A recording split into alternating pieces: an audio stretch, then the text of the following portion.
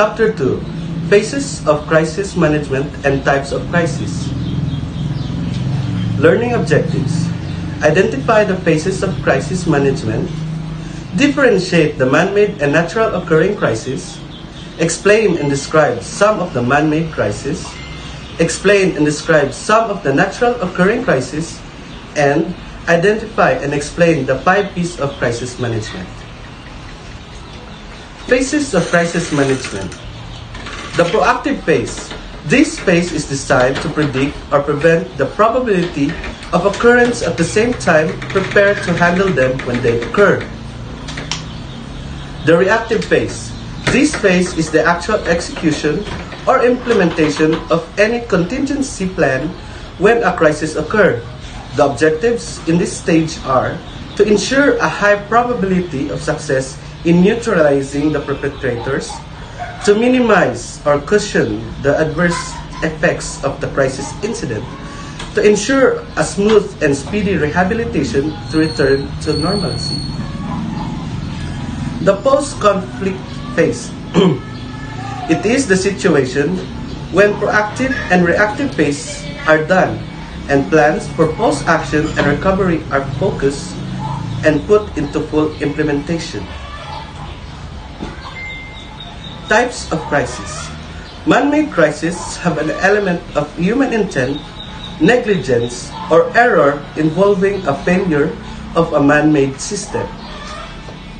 Civil disturbance, also referred as civil disorder or civil unrest, is defined as any public disturbance involving acts of violence that causes an immediate danger or of results in damage or injury to property or person, any other individual.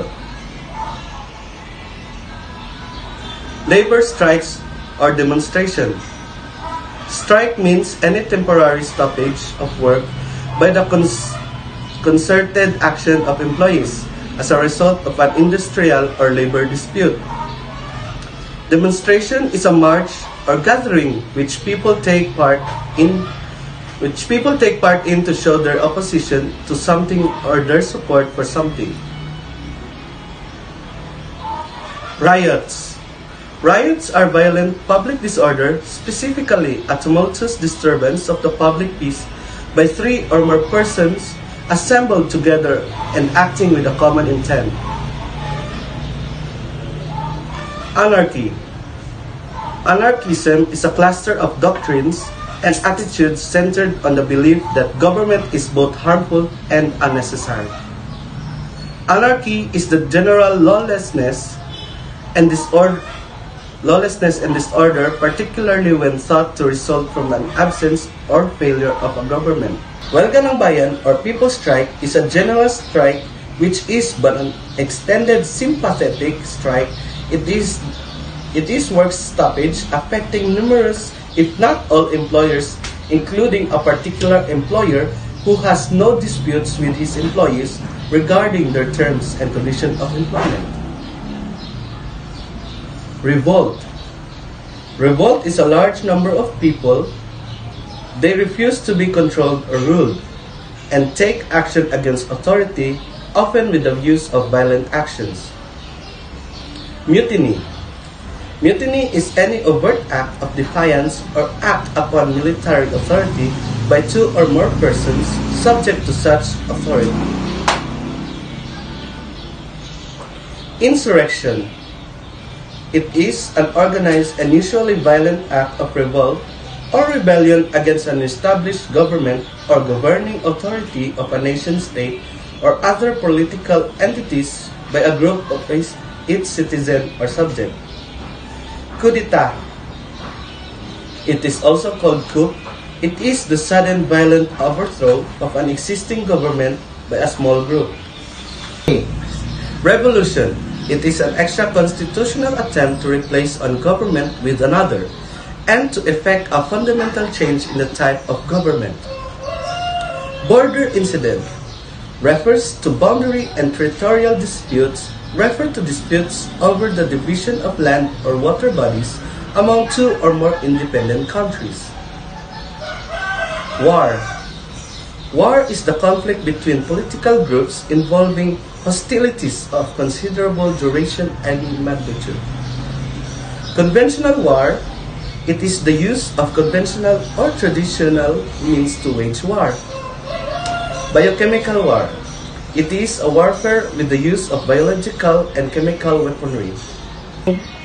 Kidnapping, it is the taking of a person against his or her will or from the control of a parent or guardian from one place to another under circumstances in which the person so taken does not have freedom of movement, will, or decision through violence, force, threat, or intimidation. Hijacking, it is a crime of seizing possession or control of a vehicle from another by force or threat of force. Hostage-taking, it is a situation in which the perpetrators hold person or persons captive against their will as bargaining chips in a known location, refusing the demands of the authorities to surrender. Terrorist activities. According to the Anti-Terrorism Act 2020, terrorism is committed by any person who engages in acts intended to cause death or serious bodily injury to any person. Second, engages in acts intended to cause extensive damage or destruction to a government or public facility, public places, or private property. Third, engages in acts intended to cause extensive interference with damage or destruction to critical infrastructure.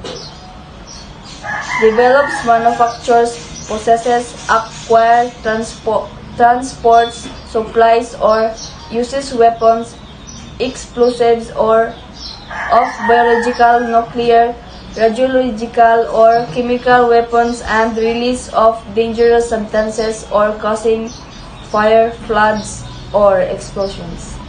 The purpose of terrorist activities. First is to intimidate the general public. Second is to create an atmosphere or spread a message of fear. Third is to provoke or influence by intimidation the government or any international organization. Fourth, to seriously destabilize or destroy the fundamental political, economic, or social structures of the country and to create a public emergency or seriously undermine public safety. Attack raids, violent attacks or raids, violent attacks on governments, installation or facilities and vital facilities. Natural crisis, disturbances in the environment and natural lead to natural crisis. Example ani is kanang typhoon or tornado nga mga nag-cause og seryoso nga damage sa some places. A structural collapse generally occurs in one of two ways. Implosion. This type of collapse is caused when interior weight-bearing structures lose their integrity and subsequently pull exterior walls into the center of the mass. Explosion.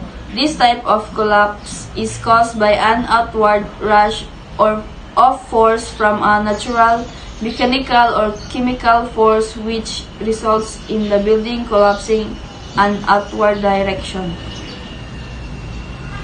Hazardous spills.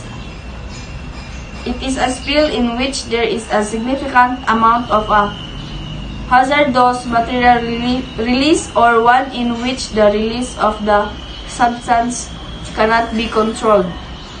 Small chemical spills can have a deadly consequences if the substance is highly toxic, corrosive, reactive, or flammable.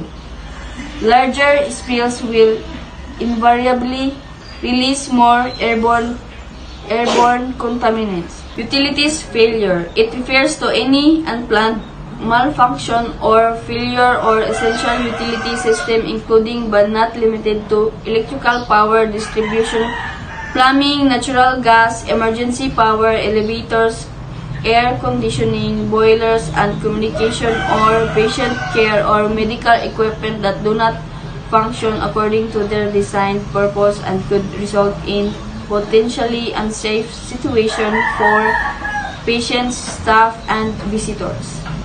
Nuclear accidents is an event that has led to significant consequences to people, the environment, or the facility. Food scarcity or famine. It is a severe and prolonged hunger in a substantial proportion of the population of a region or country, resulting in widespread and acute malnutrition and death by starvation and disease. Example is, kanang limited lang sila sa food or kulangon ang mga pagkaon. Fuel shortage. It refers to the scarcity or resources that are considered as a fuel in an economy. Fuel shortage can happen due to different factors. Some include supply chains issues. Pestilence, epidemic. So, epidemic is an outbreak of disease that spread quickly and affect many individuals at the same time. Epidemic is sudden increase in cases in one area. Example, many people in the city getting measles at the same time. Pestilence. Number 1, sporadic, refers to a disease that occurs frequently and irregularly. So sporadic, it happen only sometimes in no clear pattern. Example, a rare case of rabies in the town. Number 2, endemic. Endemic refers to the constant presence or usual prevalence of a disease or infectious agent in a population within a geographic area. So, example of endemic. Endemic is an increase in case of one area. Always present in a certain place. Example, malaria in some parts of Africa. Number 3, hyperendemic. Hyperendemic refers to persistent high levels of disease occurrence. Example of hyperendemic, dengue in some tropical countries during the rainy season. Number 4, epidemic. Epidemic refers to an increase, often sudden, in the number of cases of a disease above what is normally expected in that population in that area. Number 5, outbreak. Outbreak carries the same definition of epidemic, but often used for a more limited geographic area. So outbreak is same as epidemic but is a smaller area. Example, a food poisoning case in one school. So lastly, next is cluster. Cluster refers to an aggregation of cases group in place at time that are suspected to be greater than the number expected, even though the expected number they may not know. So cluster is a group of cases that close in place at time. Example, several neighbors getting the same illness within 1 week. And last is pandemic. Refers to an epidemic that has spread over several countries or continents, usually affecting a large number of people. So, for example of pandemic, a disease that spread to many countries or continent. Example, COVID-19.